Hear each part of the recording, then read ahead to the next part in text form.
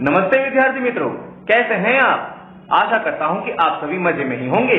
विद्यार्थी मित्रों, हम आज की इस वीडियो में कक्षा 7 के विज्ञान विषय के चौथे अध्याय ऊष्मा के विषय में और अधिक जानकारी प्राप्त करेंगे। विद्यार्थी मित्रों, हमने पिछले वीडियो में डॉक्टरी थर्मामीटर द्वारा मापन किस तरह से किया जाता है वह सीखा तथा डॉक्टरी थर्मामीटर तथा किसी अन्य थर्मामीटर की लघुत्तम माप शक्ति किस तरह से ज्ञात की जाती है उसके विषय में भी चर्चा की। आज की इस वीडियो में हम अन्य थर्मामीटर और अन्य क्रियाकलापों की चर्चा करेंगे। तो आइए बिना किसी देरी के शुरू करते हैं। विद्यार्थी मित्रों, आज की इस वीडियो में हम सबसे पहले प्रयोगशाला तापमापी के विषय में जानकारी प्राप्त करेंगे।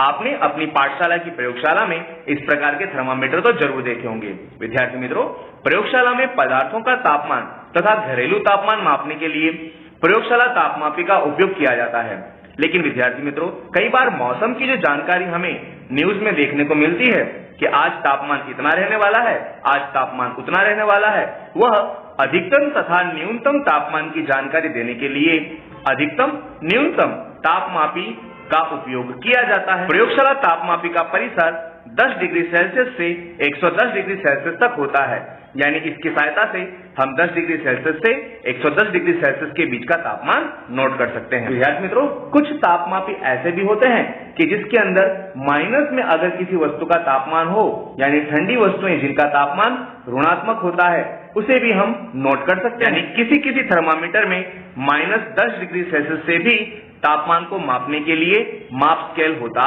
है। आइए विद्यार्थी मित्रों, अब हम एक क्रियाकलाप करेंगे। इस क्रियाकलाप में हमें करना क्या है? एक बीकर अथवा मग में नल का थोड़ा सा जल लेना है।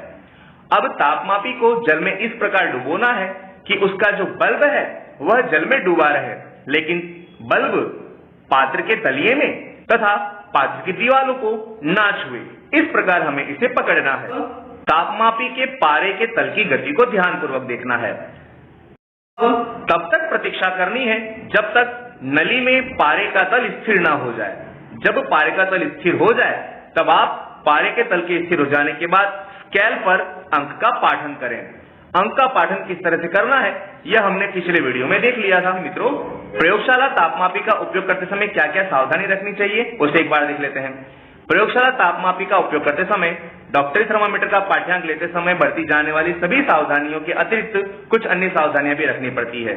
जैसे कि तापमापी को ऊर्ध्वाधर रखना चाहिए, कभी भी तिरछा नहीं रखना चाहिए। तापमापी का बल्ब चारों ओर से उस पदार्थ से घिरा होना चाहिए जिस पदार्थ का आपको तापमान मापना है। तो थर्मामीटर का जो बल्ब है वह बर्तन की दीवारों को नहीं छूना चाहिए।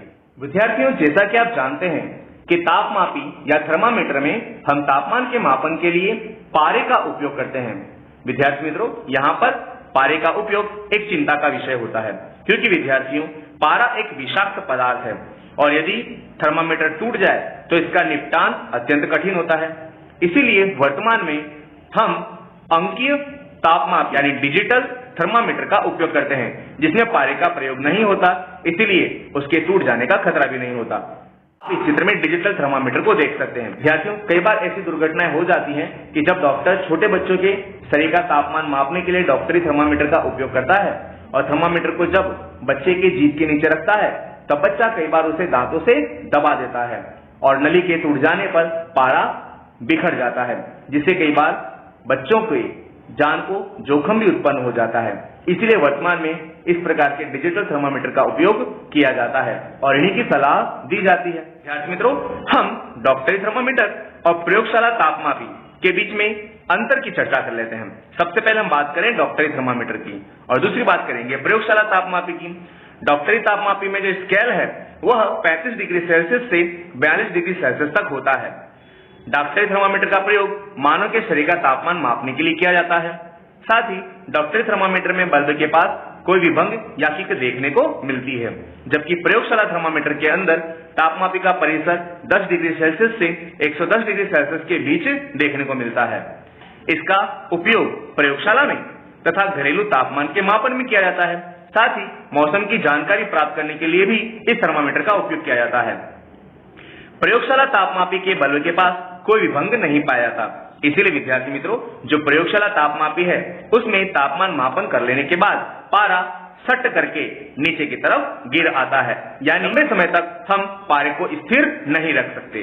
हम कई बार इस प्रकार के प्रश्न से जूझते हैं कि एक पदार्थ में से ऊष्मा दूसरे पदार्थ में किस प्रकार जाती है। जैसे कि आप जिस चाय के प्याले को छू रहे हैं वह आपको गर्म क्यों लगता है? आपका हाथ तो उतना गर्म नहीं है जितना कि चाय का प्याला गर्म है। विद्यार्थियों, क्योंकि चाय के प्याले में से ऊष्मा आपके शरीर तक प्रवेश करती है। कई बार हम ठंडी की ऋतु में अपने हाथों को सेकते हैं, ज्वाला के पास ले जाकर के सेकते हैं, तो ज्वाला में से गर्मी हमारे शरीर तक किस प्रकार से पहुंचती है। या जब हम खाना पकाते हैं तो खाना हम विविध प्रकार के बर्तनों में पकाते हैं। बर्तन में खाना रख करके ज्वाला में रखते हैं तो ज्वाला से ऊष्मा बर्तन तक कैसे पहुंचती है, या हमारा खाना कैसे पक जाता है। ऐसे बहुत सारे प्रश्न हमारे मन में उपस्थित होते हैं। तो उसके लिए हम आज के इस वीडियो में ऊष्मा के स्थानांतरण के विषय में जानकारी प्राप्त करेंगे। इसके लिए विद्यार्थी मित्रों एक बात जान लेनी जरूरी है कि ऊष्मा हमेशा गर्म वस्तु से ठंडी वस्तु की ओर ही प्रवाहित होती है। इसे समझने के लिए विद्यार्थी मित्रों हमें करना क्या है? इसे समझने के लिए सबसे पहले हम एक मोमबत्ती लेंगे, उसे जलाएंगे, एक लोहे का तार लेंगे, उसका एक सिरा अपने हाथों में पकड़ेंगे और दूसरा सिरा हम मोमबत्ती की ज्वाला पे रखेंगे। थोड़ी देर तक इसे गर्म करने के बाद आप अनुभव करेंगे कि जो ज्वाला से लोहे का तार गर्म हो रहा है, धीरे धीरे वह तपिश या वह गर्मी आपको उसके ठंडे भाग में भी, यानी जिस जगह से आपने उसे पकड़ा हुआ है वहां पर भी आप महसूस कर सकते हैं। इस प्रकार विद्यार्थी मित्रों ऊष्मा हमेशा गर्म वस्तु से ठंडी वस्तु की ओर ही प्रवाहित होती प्रतीत होती है। ऊष्मा के स्थानांतरण की विद्यार्थी मित्रों 3 विधियों को हमें इस अध्याय में पढ़ना है। सबसे पहले ऊष्मा चालन, उसके बाद ऊष्मा संवहन और फिर ऊष्मा विकिरण। चलिए तो हम सबसे पहले ऊष्मा चालन के विषय में जानकारी प्राप्त करते हैं। इसके लिए विद्यार्थी मित्रों हम एक क्रियाकलाप करेंगे। इस क्रियाकलाप में हमें करना क्या है? तो एल्यूमिनियम या लोहे जैसी किसी धातु की एक छड़ अथवा चपटी पट्टी लेनी है और उस पट्टी के ऊपर समान अंतर पर मोम के छोटे छोटे टुकड़े चिपकाने हैं। छड़ का एक सिरा स्टैंड पर या तो दोनों ईंटों के बीच में भरा देना है ताकि वह गिर ना जाए। अब दूसरे सिरे को मोमबत्ती की सहायता से गर्म करना है और ध्यानपूर्वक क्या होता है उसका अवलोकन करना है। जब इस क्रियाकलाप को करते समय आप अवलोकन करेंगे तब आप पाएंगे कि ज्वाला के पास वाला जो सिरा है उस पर लगी मोमबत्ती सबसे पहले पिघल करके नीचे गिर जाती है। इससे विद्यार्थी मित्रों हम कह सकते हैं कि ऊष्मा ज्वाला के सबसे निकट के सिरे से दूसरे सिरे की ओर स्थानांतरित होती है। यानी सबसे पहले ज्वाला के पास वाला सिरा पिघल के गिरता है, उसके बाद दूसरे नंबर वाला, उसके बाद तीसरे नंबर वाला और सबसे अंत में सबसे अंतिम सिरे पर लगाई हुई मोमबत्ती नीचे गिरती है। यानी सबसे पहले गर्मी ज्वाला के पास वाले मोमबत्ती के टुकड़े तक पहुंचती है। इस प्रकार विद्यार्थी मित्रों वह प्रक्रम जिसमें ऊष्मा किसी वस्तु के गर्म सिरे से ठंडे सिरे की ओर स्थानांतरित होती है उसे हम चालन कहते हैं। ठोस पदार्थों में ऊष्मा का वहन चालन के प्रक्रम द्वारा ही होता है। यह बात आपको याद रखनी है कि ठोस पदार्थों में ऊष्मा का वहन ऊष्मा चालन पद्धति द्वारा ही होता है।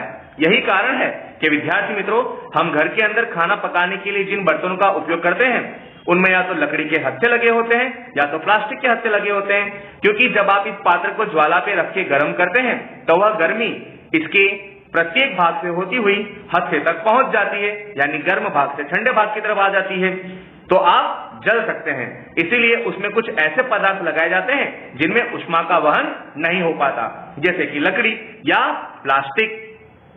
तो इनमें लकड़ी या प्लास्टिक जैसे पदार्थों का ही उपयोग क्यों किया जाता है उसे समझने के लिए हम एक क्रियाकलाप करेंगे। इस क्रियाकलाप में आपको करना क्या है? एक छोटे से बर्तन में या तो पात्र के अंदर या बीकर में पानी लेना है। अब कुछ वस्तुएं जैसे कि स्टील की चम्मच, प्लास्टिक का स्केल, पेंसिल और विभाजनी एकत्र करना है और उसे उस पात्र में डाल देना है।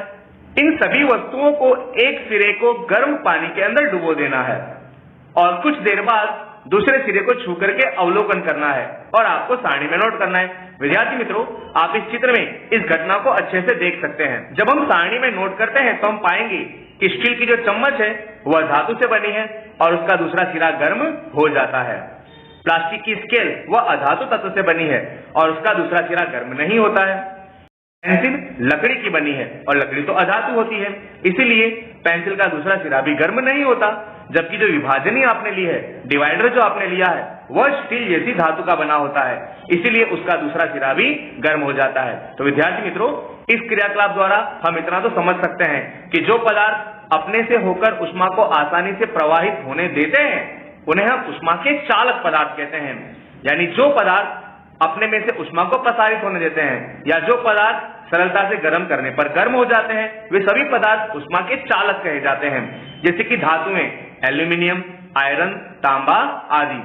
विद्यार्थियों, लगभग अधिकांशतः सभी धातुएं ऊष्मा की चालक होती हैं, जबकि जो पदार्थ अपने में से ऊष्मा को आसानी से पसार नहीं होने देते हैं उन्हें हम ऊष्मा के कुचालक या ऊष्मारोधी कहते हैं। यानी विद्यार्थी मित्रों, कुछ पदार्थ ऐसे होते हैं कि जिन्हें गर्म करने पर वे सरलता से गर्म नहीं हो जाते या त्वरित रूप से अत्यधिक गर्म नहीं हो पाते।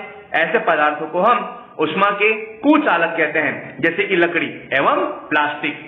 ऐसे विद्यार्थी मित्रों, कई पदार्थ हो सकते हैं जो ऊष्मा के चालक होते हैं या ऊष्मा के कुचालक होते हैं। आपको ऐसे पदार्थों की सूची तैयार करनी है, ये आपका आज का होमवर्क है। तो विद्यार्थी मित्रों, आज के इस वीडियो में हमने प्रयोगशाला तापमापी किस तरह से काम करता है उसके विषय में जानकारी प्राप्त। हमने देखा कि ऊष्मा के स्थानांतरण की 3 विधियां होती हैं, जिनमें से हमने आज के इस वीडियो में ऊष्मा चालन के विषय में जानकारी प्राप्त की।